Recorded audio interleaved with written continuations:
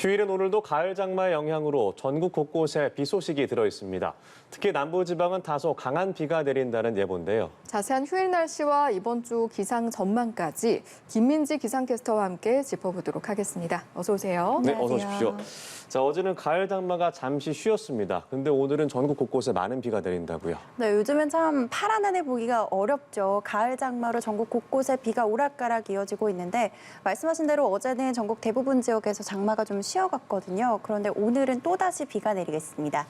이미 전국 대부분 지역에 비가 내리고 있고요. 전북 지역의 빗줄기가 점점 굵어지면서 지금 시간당 30mm 안팎으로 세차게 쏟아지고 있고요. 특히 심한 곳에서는 시간당 40mm 넘게 오고 있는데 호남 서해안을 따라선 호우특보도 갈수록 확대가 되고 있는 상황입니다. 오늘은 이렇게 호남 지역을 중심으로 강한 비가 집중이 될 텐데요. 시간당 30mm 이상으로 최고 80mm까지 오겠고요. 충남 남부 지역과 영남에 10에서 60mm, 수도권과 강원 남부를 중심으로 5mm 안팎으로 살짝만 오겠습니다.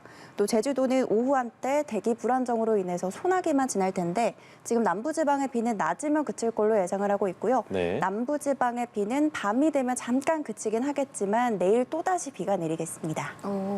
최근에 보면 이틀에 한 번꼴로 비가 내리고 있는데 일단 남부지방은 비가 내린다고 하셨고 전체적으로 좀 내일 비 소식은 들어있나요? 네, 오늘 내일 같은 경우는 중부지방 마찬가지로 하늘이 흐리기만 하겠고요. 남부지방엔 다시 비가 내리겠습니다. 우선 새벽부터 아침 사이엔 산발적으로 빗방울 정도만 떨어질 텐데 본격적인 비는 아침에 전남을 시작으로 낮이 되면 전국 대부분, 남부 대부분 지역으로 확대가 되겠습니다. 비의 양은 오늘보다 줄어서 많이 와야 30mm인데요. 이미 남부지방에 태풍이 지나기도 했고 또 장마로 인해서 비가 많이 내렸기 때문에 축대 붕괴나 사태의 가능성이 있거든요. 위험한 상황이기 때문에 대비를 좀 철저하게 해주셔야겠고요. 안전사고에도 유의를 해주셔야겠습니다.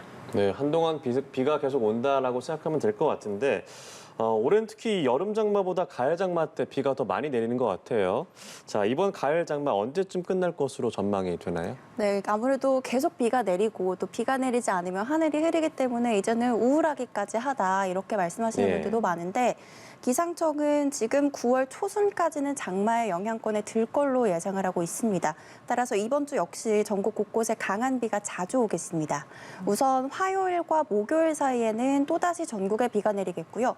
금요일에는 강원 영동과 남부지방에만 비 예보가 들어 있습니다.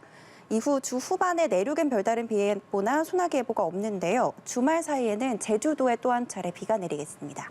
따라서 날은 더 선선해져서요. 이제 전국 대부분 지역이 한낮에도 30도를 밑돌겠습니다.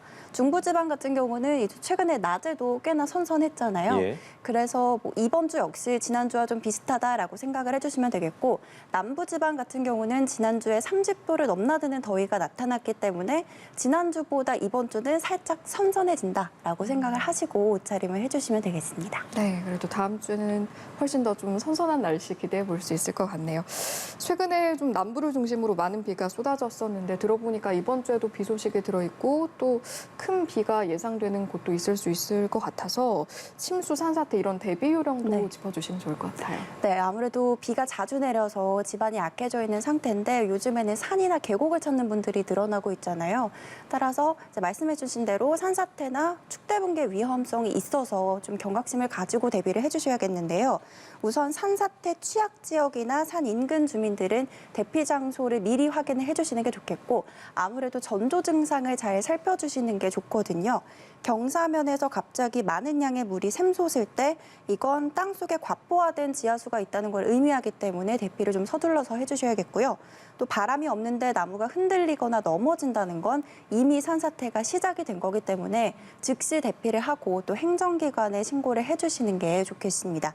또 마지막으로 한 가지 더 말씀을 드리자면 위험 상황이나 실시간 최신 기상 정보를 계속해서 확인을 해주시는 게 좋겠습니다. 네, 산사태 주의 요령까지 들어봤습니다. 지금까지 김민지 기상캐스터와 함께 자세한 날씨 전망 들어봤습니다. 고맙습니다. 고맙습니다.